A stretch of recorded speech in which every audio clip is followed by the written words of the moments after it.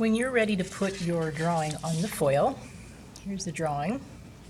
You're going to get a piece of foil that matches the size of your drawing. You might need it a little bit larger just so you have some space to work on.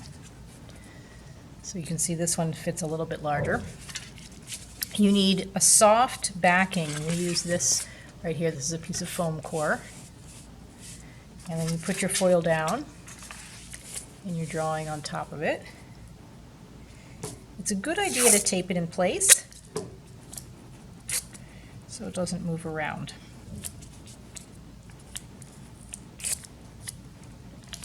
So I'll tape these corners.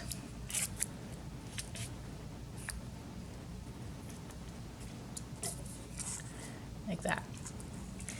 Then you're going to trace your drawing, and you're going to do that with one of these wooden tools. This has a nice sharp point on the end, and you're going to trace it to get the basic outline. So I'm going to go ahead and do that.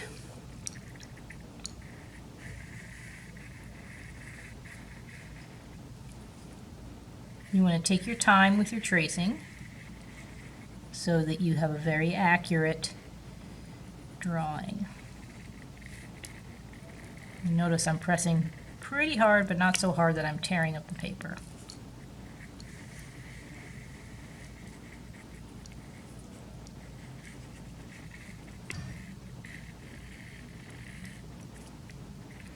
Your cross contour lines are going to be nice and rounded on this particular drawing. Yours will be as well, I'm sure. Some of your cross contours are going to be straight if you have a flat area, but if it's rounded, if it's a rounded form, those cross contour lines are going to be rounded. These are little small ones right here.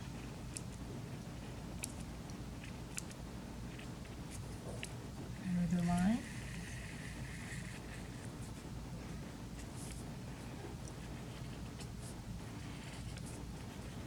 You can feel the metal bending underneath this wooden tool as you're using it. And if you want to practice on a practice piece first before you do the final one, that's usually a good idea. All right, now I can take this off.